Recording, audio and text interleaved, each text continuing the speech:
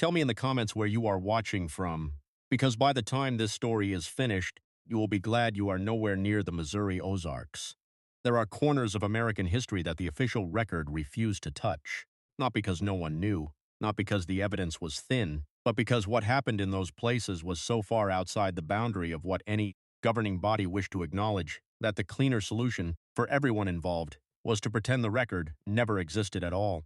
The Hargrove Inn at Black Hollow is one of those places. What the Missouri State Territorial Office chose to omit from its 1863 county survey report, and what a single county sheriff named Elias Pruitt spent the last 11 years of his life trying to force back into the public record, is a story that has been buried now for over 160 years.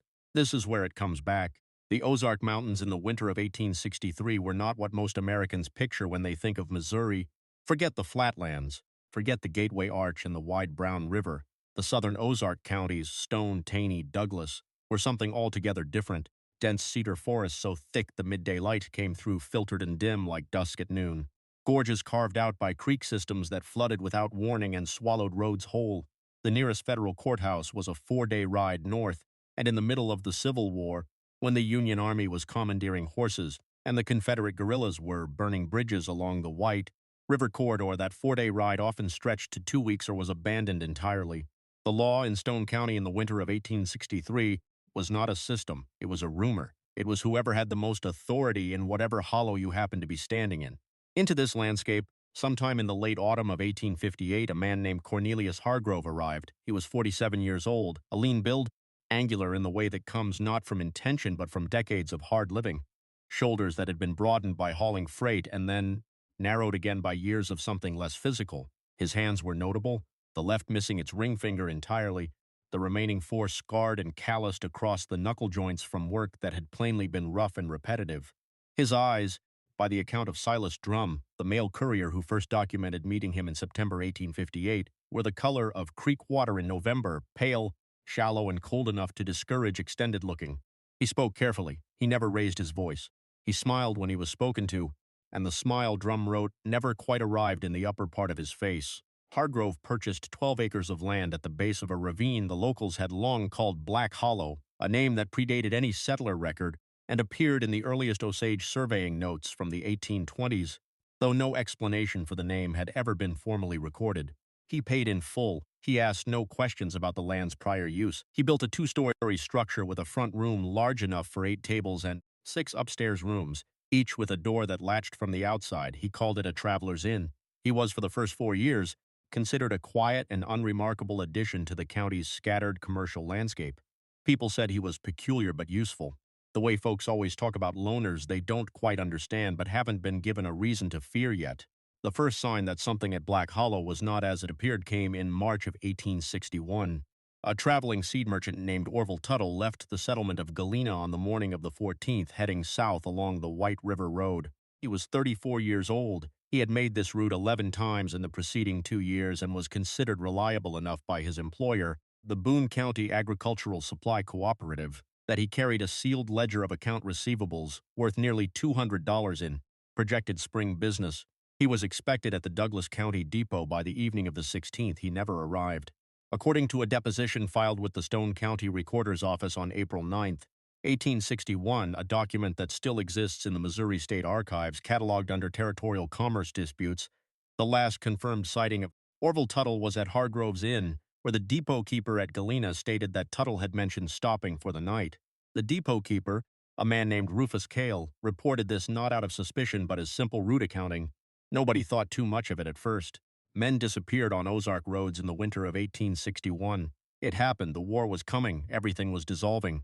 The second disappearance occurred 11 weeks later, in June of 1861.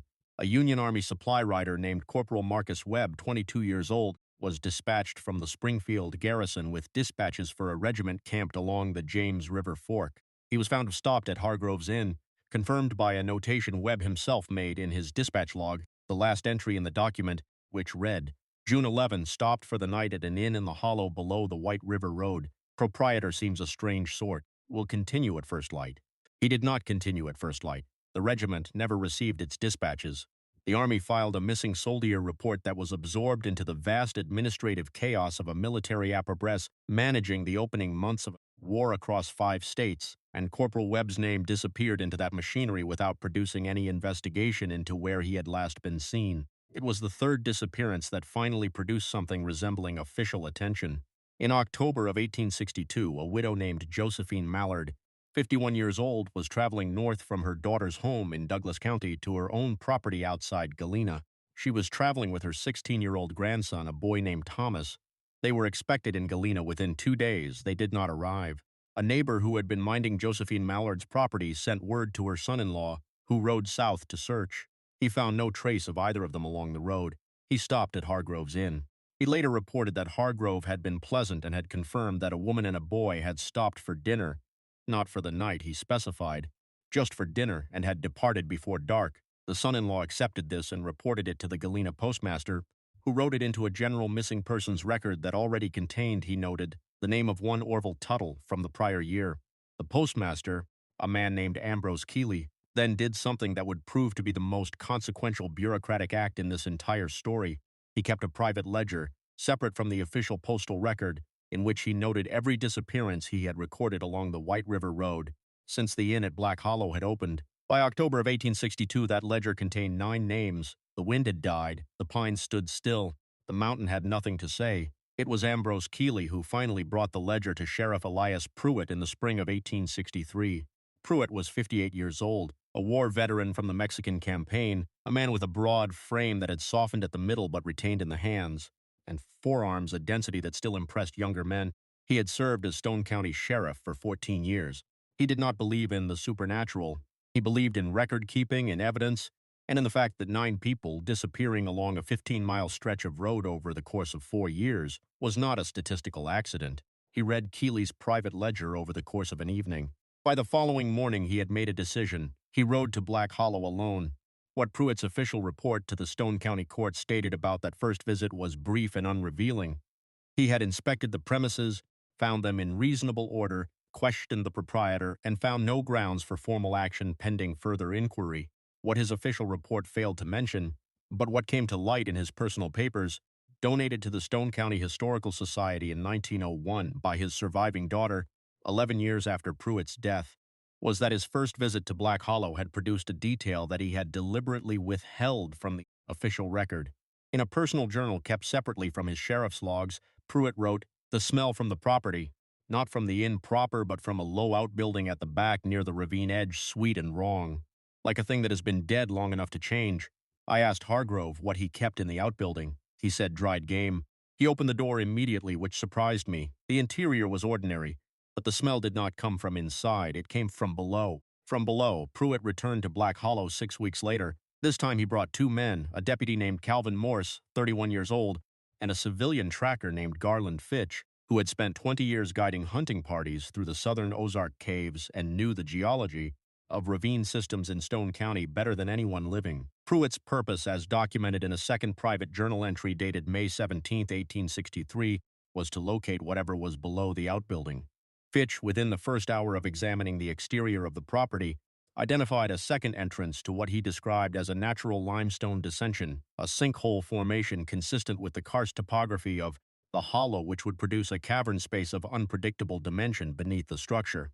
In plain terms, the Black Hollow terrain was riddled with natural cave systems, and the inn had been built directly over one. They did not go down that day. Hargrove was present and watched their inspection without speaking. Pruitt noted in his journal that Hargrove's behavior was the inverse of what he had expected. He raised no objection, asked no questions, and at no point moved to prevent them from examining any part of the exterior. His composure unsettled me more than resistance would have, Pruitt wrote. A man with something to hide generally hides it. Hargrove watched us the way a man watches a fire he has already decided he can outrun. The third visit to Black Hollow took place on June 3, 1863. Pruitt brought 5 men. Hargrove was not on the property. A search of the structure itself produced the following, as itemized in the private journal. In an upstairs room at the northeast corner of the building, a leather satchel containing personal documents belonging to Corporal Marcus Webb, United States Army. In the same room, a brooch identified by later record as belonging to Josephine Mallard. In a locked chest beneath a floorboard in the downstairs kitchen, $47 in mixed currency, a pair of men's boots in a size Pruitt estimated at far too small for Hargrove, and a child's wool coat in a size consistent with a boy of approximately 16 years. Thomas Mallard had been 16. Pruitt stood in that kitchen for a long moment. Then he turned to Garland Fitch and told him to find the way down. The smell hit them before they were halfway to the ravine edge, thick and sweet and wrong. The kind of smell that the body recognizes before the mind does, that produces an involuntary stillness, a refusal to move forward that is not exactly fear, but is something older than fear. Fitch located the natural entrance at the base of the limestone outcropping 30 yards behind the outbuilding. It required a descent of approximately 15 feet navigated by rope. Pruitt went second, Calvin Morse went last. The cavern below was not small. Fitch, who had mapped dozens of Ozark limestone systems, later estimated the primary chamber at roughly 60 feet across and 9 feet at its highest point. The torchlight reached the walls, but not the deeper channels that extended into the rock on the eastern side, following the creek system above. What Pruitt documented in his journal, and what he never once included in any official report, was found in that cavern. The journal entry was 16 pages long. It was the longest single entry in any document his daughter donated, and she had, according to her own note appended to the front of the journal when she gave it to the Historical Society, read it only once, and afterward kept it in a sealed envelope for 19 years before deciding that someone should eventually know. The cavern had been used, systematically, over a period that Fitch estimated based on the physical evidence at no fewer than 4 years. There were no bodies in the primary chamber. What there were, arranged along the eastern wall in a manner that Pruitt described as deliberate and methodical, were personal effects: boots, coat buttons, a woman's comb, a merchant's ledger, a dispatch pouch bearing United States Army markings, a child's shoe. Each grouping was separated from the next by a clear space of approximately 2 feet, and each grouping, Pruitt wrote, contained sufficient articles to suggest one person. He counted the groupings. There were 19.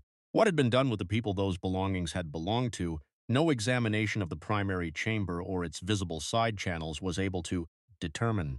The deeper channels that ran eastward into the limestone system were flooded. The spring rains had pushed the underground creek to the level of the passage floor, and Fitch would not send a man through standing water into unmapped darkness. Pruitt wrote that this was the right call. He also wrote that he was not certain he wanted to know what the deeper channels contained. It was the only moment in 16 pages of documentation where his professional composure appeared to break. "I am a man who has seen the aftermath of battle," he wrote. "I am not a man who is easily disturbed. Whatever Hargrove did in the water passages, he will carry it to God's accounting, because I cannot reach it." Cornelius Hargrove was never formally charged. He was never tried. When Pruitt returned to Black Hollow 2 days later with the intention of placing him under arrest, Hargrove was gone. The inn was empty. The upstairs rooms had been swept. The locked kitchen chest was open and vacant.